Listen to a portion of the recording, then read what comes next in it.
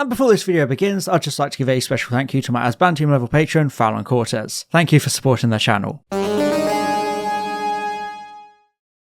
Oh man, where do I even begin? This must have been what people felt like in 1989 when Ghostlight came out, because my god, I have no idea what I just watched. So we're halfway through Doctor Who Series 14, we've had space babies, music stealing gods, and a landmine. But now things got real weird with episode 4, 73 Yards. This story serves as yet another parable of just looking where you're going, because the Doctor steps on a magical fairy ring, which somehow causes a mysterious entity to stalk Ruby Sunday for the rest of her life, but always respecting the legal small print of restraining orders. Oh, and there's also some fascism on the side, you know, as you do. This is already an episode that is split in the fanbase because of its experimental, genre-bending nature, so I guess I should just get right into it. Without any further ado, this is a deep dive into Doctor Who's weirdest new episode, 73 Yards, and whether I even like it or not. Okay, so the episode starts off pretty run-of-the-mill and how you'd expect. The 15th Doctor and Ruby arrive on a Welsh cliff top and everything's all fine and happy, until the Doctor once again steps on the plot. Again, you'd think he would have learned after the whole landmine situation last week. Indeed, he breaks this fairy ring thing and gets yeeted off to the Shadow Realm. Yes, one of the intriguing hooks of 73 Yards is its nature as a Doctor Light story, completely removing the main character from the story and giving the companion this mystery and journey to go on by herself. There are obvious parallels to Turn Left in that sense, although I do think that story was a lot tighter, and I don't like how they never really explain what actually happens to the Doctor here. He steps on this fairy ring and Ruby reads out some of the notes, but then he's just gone until the ending, with no real explanation as to what happened to him and why. I mean, don't get me wrong, it's a gorgeous visual to see the TARDIS all derelict and overgrown at the end, having become a monument people visit and pay tribute to without knowing why. But there really is no explanation I could find regarding the Doctor's disappearance, and trust me, that becomes more and more of an issue as we go on. But the Doctor disappearing is still a fantastic instigating action, especially because Boom was essentially in Ncuti Gatwa's showcase episode, so this is a brilliant opportunity to put Millie Gibson into the spotlight, and she definitely delivers with a powerhouse performance.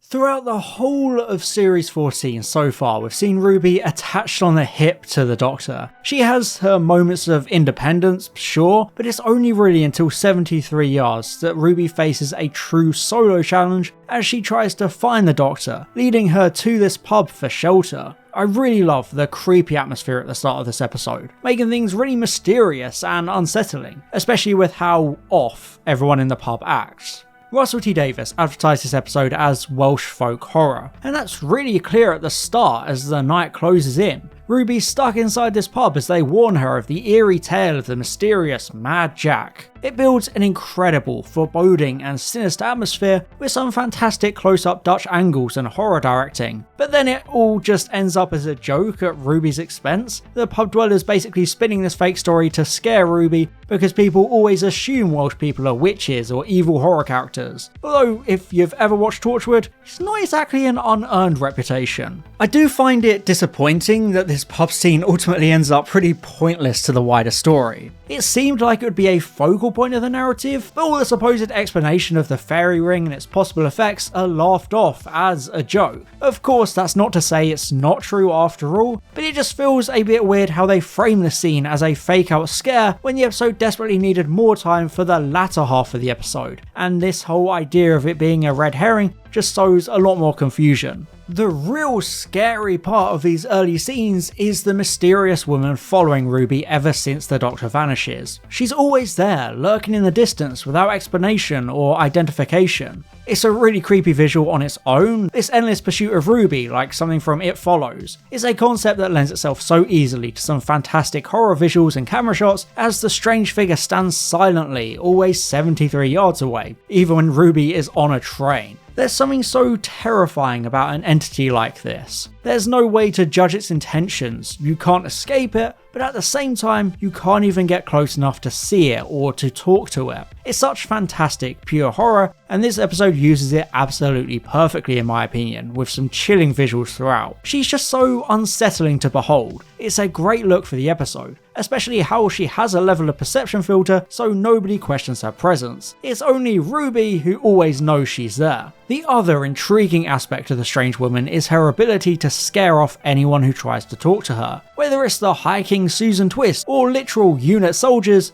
nobody can get close to this strange entity without turning and running for the hills, abandoning Ruby. No matter how Ruby tries to indirectly interact with this woman, it always fails and Ruby loses people who can help, which furthers the sense of horror and isolation in the episode. Indeed, after initially staying at the pub, Ruby finds herself evicted because of the tension she and her enigmatic shadow companion have begun to cause within the local community. She says a really touching and bittersweet goodbye to the TARDIS and the Doctor, which is a great little emotional moment for the companion. And that's something I really like about this episode, because it's a bit like a summary of what happens when a companion leaves the Doctor. Ruby grows old, but she never has a normal life, so to speak. We get this fantastic montage of her aging over the course of 20 years as she sees multiple relationships fail due to her being so preoccupied with the woman in the background. So it's almost like how companions can never re-engage with life after quitting the TARDIS, because they'll always have their memories of the Doctor, constantly remembering a different, more exciting life they can never return to. Ruby's life in this episode is a prime example of this difficulty readjusting to life, a really great symbolic narrative as her life becomes empty and boring in comparison to all of her wonderful adventures in time and space. She's stuck in place, never truly able to move on and live her own life, because this mysterious entity is always there. Whether or not this was an intentional piece of subtext, it really does a lot for exploring a personal world after life with the Doctor, something we never really get to see explored in depth because of the nature of the show and its surrounding media. Even when Ruby tries to get involved with UNIT like most other companions do, they find themselves also affected by this entity's mysterious whispering, so Ruby ends up living a very lonely and empty life, and it's tragic to see. Millie Gibson does such a fantastic job in this episode, especially considering it was the first one she filmed within the series. We grow a lot closer to the character and see her in a new light without the Doctor to keep her safe and to guide her. She's truly alone.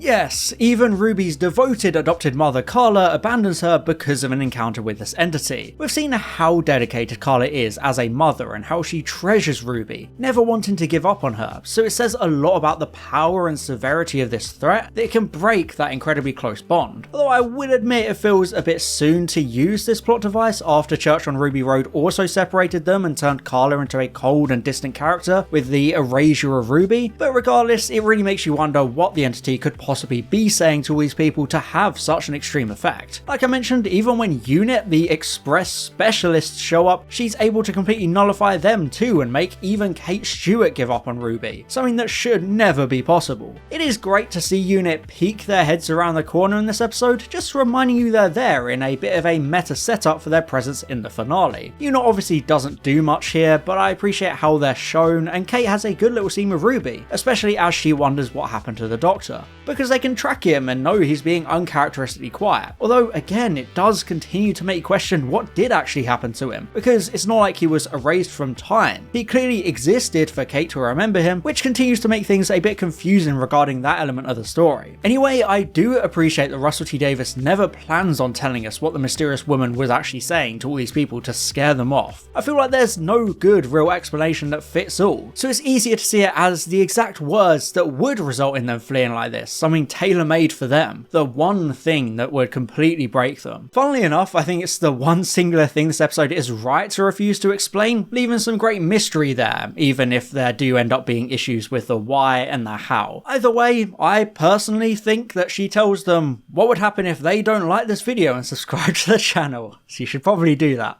Just saying.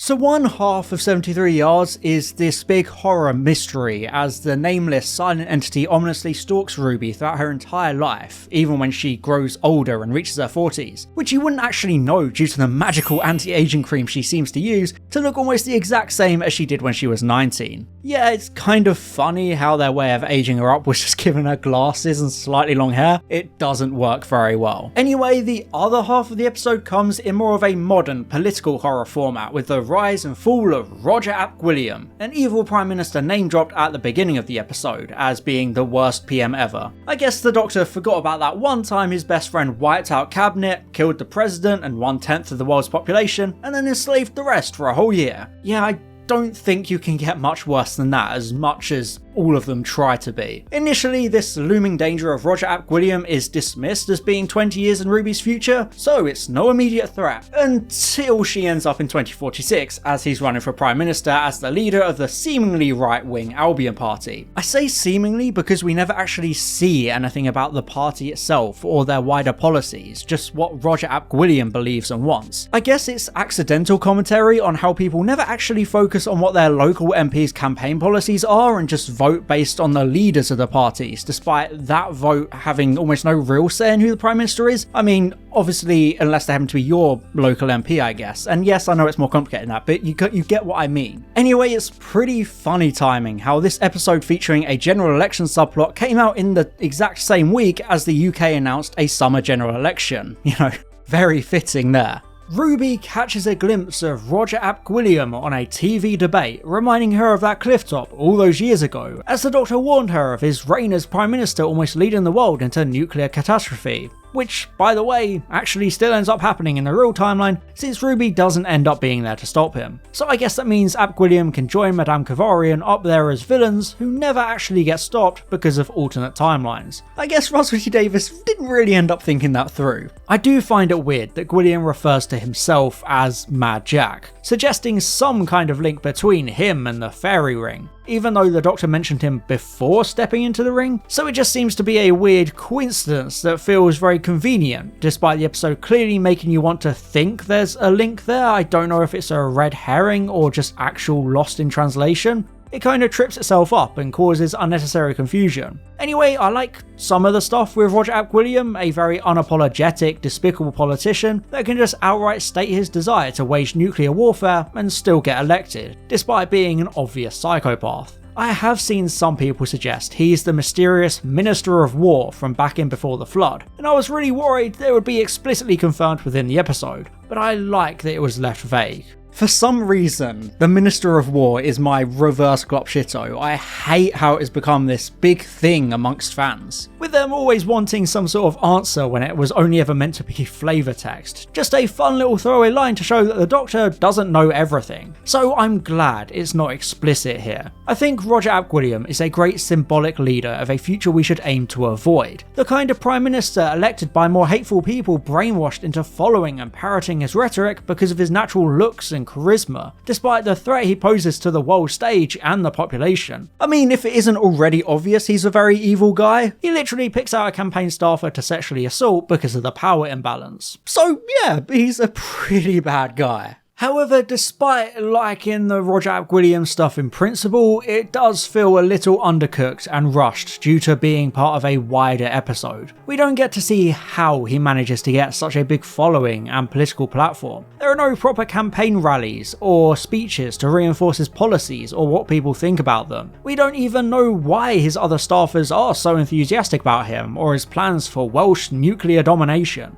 Gwilliam is obviously presented as a populist leader, suggesting that the Welsh have always been held back and pushed down. It's the kind of rhetoric that these kinds of strong leaders always use, suggesting that they will disrupt the status quo and fight back against those that have been holding them back, quickly gaining the votes and undying support of the very populace they're about to themselves oppress. But we never really get to see that journey for Roger. One minute he's on TV as a debater for the masses, then he's suddenly on TV as a Prime Minister. It It feels like the kind of narrative that should have been its entire own episode, allowing for things to be fleshed out a lot better. I mean, hell, Sound of Drums spent more time explaining the Master's mind control election win than this episode does exploring who Roger and Albion actually are as entities. It would have been great if we saw Albion in the background of previous present day episodes like The Giggle and Church on Ruby Road, implying this slow rise in the background that culminates in this hypothetical future. But it just feels so underexplored in this episode, which I find immensely disappointing, especially because Davis doesn't really say anything new with this political commentary subplot. A lot of it is recycled from other stories and shows like Years and Years. It's not the kind of biting satire the episode seems to think of itself as. If anything, it's actually kind of shallow and surface level, which is surprising from Davis. You think he would have given it a bit more of an oomph, but it's just there. Anyway, Ruby knows she needs to stop Roger from his nuclear rampage, so she joins his campaign to infiltrate the party and get close to him by holding coats. Must be one hell of a coat holder if it gets her this close to a potential Prime Minister. Regardless, Gibson has some fantastic cold and detached facial expressions, as Ruby clearly hates being involved in this regressive and dangerous political party. It says a lot that Ruby is scared to even speak out against Roger towards Marty Bridges, despite Marty clearly hating him. It suggests a very unsafe environment for this protagonist, that she can't say anything bad about the new PM, even when Marty outright calls him a monster, because you never know who you can trust. Like I've said throughout, Millie Gibson is fantastic in the story, and Ruby's shining moment comes shortly before Roger's big nuclear speech in Cardiff City Stadium. Apparently he's bought the nuclear arsenal of Pakistan and is gonna blow up the world or something, so Ruby defies orders and walks onto the pitch in a very climactic moment of bravery and determination. She's worked out that she can use the woman and her mysterious powers to stop William, which she does by positioning her alongside the new Prime Minister and scaring him into resigning immediately. It's quite a clever moment, Ruby using a lot of ingenuity and weaponizing this relentless entity against a very real human monster by using its powers against him. I find it a smart way to connect the two stories, but it still does leave a lot of questions regarding the whole Mad Jack stuff and how Roger is meant to fit into the wider jigsaw puzzle, especially because single-handedly launching a coup of Great Britain doesn't rid Ruby of the woman. So what was the point of this whole subplot in the wider scheme of the episode? Okay, so up until this point I really like this episode. I think it has great vibes, directing, and a real sense of horror and mystery. But when the football stadium stuff happens, you start to check the time and wonder how it's all going to come together. But it doesn't really. Indeed, after Ruby seems to think that's finally it for the woman following her, we suddenly cut to the companion when she's very old and still being followed by the woman. She pays one final visit to the TARDIS to say goodbye to the Doctor and explains that it never snowed again and all that jazz. It's fine, I guess, but you start to wonder where it's all going. And then we cut to Ruby on her deathbed, with the woman suddenly appearing within the same room and getting closer. I mean, this scene is absolutely terrifying, spine-chilling horror, and it's fantastic from a visual and directing standpoint. The crew did a great job with it. After all, we've spent the whole time understanding the apparent rule that the woman needs to be 73 yards away from Ruby at all times. So for it to suddenly change like this just makes your blood run cold. Those rules have suddenly been thrown out of the window and we now have no idea what's possible. Anything can happen and it really refreshes the sense of horror and unknown around this creepy figure. But then everything gets weird, and not good weird in my opinion. We finally find out who this mysterious woman is, and it's Ruby? Huh? I think, somehow? Yeah, get ready because things are about to be as clear as mud. So, and I'm sure you'll correct me if I'm wrong, the old woman was Ruby the whole time, trying to warn her younger self to stop the Doctor from breaking the fairy ring so he doesn't disappear, and it prevents this entire alternate timeline happening or something. I think that's right. So when the Doctor doesn't step on it, the loop is closed and the woman disappears and everything is fine at the end. I believe that's what happens in this ending. But I think it suffers from being too ambiguous and leaving a lot of questions unanswered in an unsatisfying way. We got the plot, We got the setup, we got the characters, and we do get an ending, but we never get the why. Why did this all happen? Why did the Doctor disappear? How are Gwilliam and Mad Jack connected? How did Ruby become this woman and magically change clothes, appearance, and travel back in time to try and stop her? Why did it only happen on her deathbed? Why is she only 73 yards away? Is it to stop the younger Ruby from recognizing herself? How can she suddenly teleport? And what was the deal with all the hand movement stuff? I assume Ruby was trying to maintain the exact causality that led to her becoming this super entity able to stop the timeline. But how? And that's my main problem with 73 Yards. The ending just doesn't feel satisfying.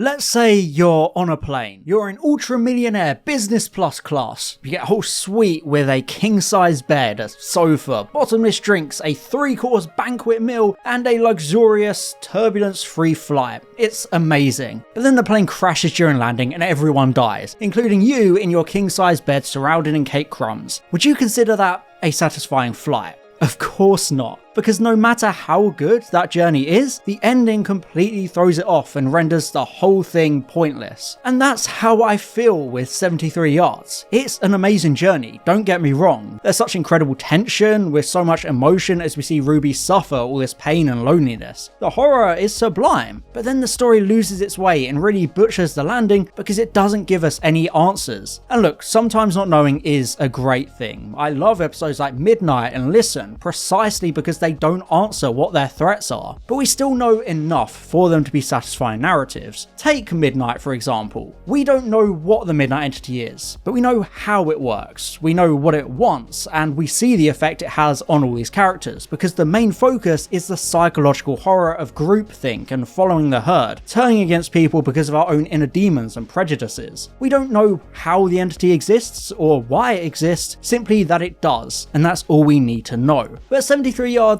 isn't like that. For the ending to actually work, we need at least some explainable answers, because the episode ends up far too ambiguous, like a jigsaw puzzle with random pieces and a reliance on fans filling in the gaps themselves. The events of the episode have no effect on the Doctor and Ruby outside of the companion saying she's been to Wales an extra time without knowing why. They don't learn anything, they don't develop as characters, and Gwilliam still exists and still becomes the most dangerous Prime Minister, presumably assaulting Marty even more than he did in the aborted timeline, which is kind of awkward. And my ultimate point really is that the fact that the episode hinges entirely around this mysterious woman and who she is and how she works, not getting those answers makes it fail, because like I said, Midnight isn't about the Midnight Entity itself, it's about the effect it has on everyone else. So to end it in a satisfying way, we don't actually need to know what it is. But like I said, 73 Yards is the opposite of that. You need to find out what the deal with this whole thing is and how and why it exists and operates. So to not get those answers is really disappointing. And look, maybe I just didn't get it. Maybe it passed by my head somehow. I mean, it's big enough, it must take quite a curveball to get around this. But I feel like there are too many layers of mystery within 73 Yards that it doesn't feel satisfying when it's over. You just wonder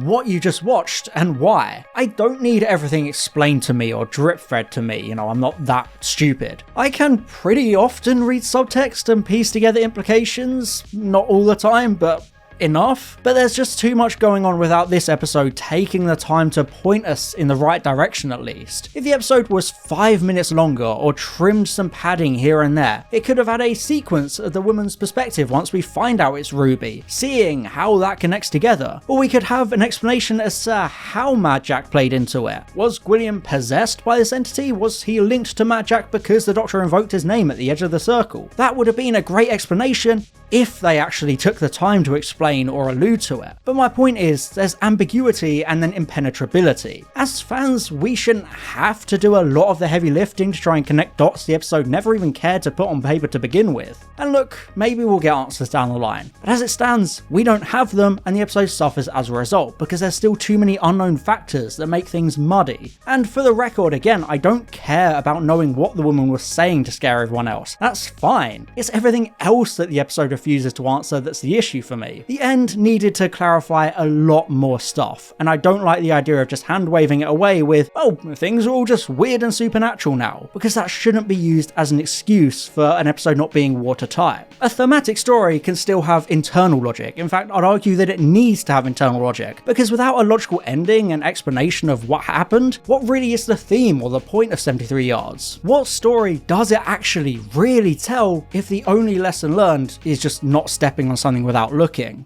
Hello, Harbo from the future here.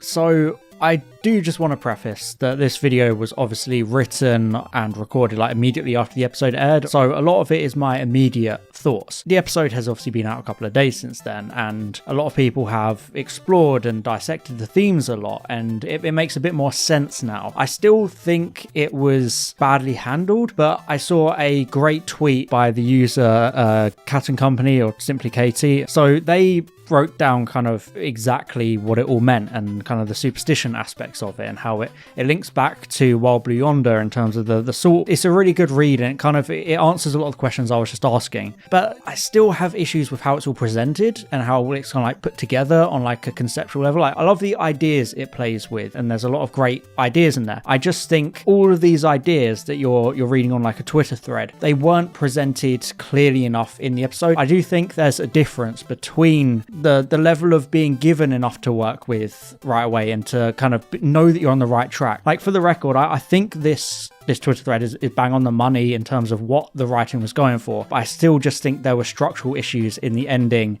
and how it was presented. To again use a tweet on like the other end of it is a tweet by JXE. Obviously everyone knows JXE, but to summarize it all, obviously she said, the idea there's a reason behind everything but sometimes it's beyond us is a theme I'm interested in, but I don't think 73 Yard quite manages to hit it as well as it should. Sometimes things just happen randomly for literally no reason, is dumb and needs to go away, and I kind of agree with that. In a situation like 73 Hours, it is good to ask stuff of the viewer, but there's also the danger of going too far in the opposite direction, and people end up defending things that don't make sense just for the sake of it. People saying, well, nothing makes sense anymore, so just go with it. I don't think that's a healthy way to write and structure media all the time, because I think a big flaw in the episode is how it laughs off the main explanation of all the myth and folklore stuff in the pub. The way that the episode immediately dismisses that kind of stuff, it discourages you from trying to interpret that as reality, and I think that's a big flaw in the episode. You know, you're given these pieces that if it didn't dismiss them, it would fit together at the end, but the fact that it dismisses them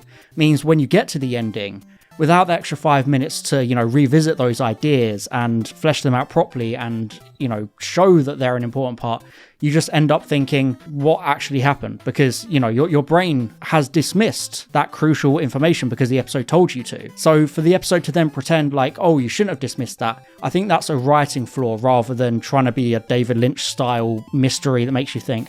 It's a really hard episode for me to try and articulate why it doesn't sit right with me in terms of an ending and conceptual level.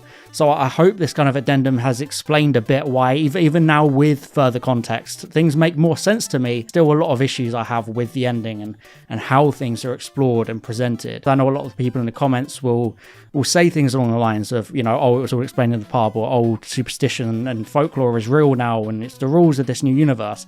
And I just think that you've got to be careful with that. At some point we might get a story like this that's genuinely like written quite badly, but people would say something like, oh, well, you know, that's the point. And it's just like dangerous territory to be in. I hope you kind of get what I mean. I'm rambling, so I'm just going to throw you back to the conclusion and past Harbo, but just keep the important stuff I said in mind when I continue to talk about how the ending didn't work for me, because I still don't think it does, personally. But yeah, Future Harbo out.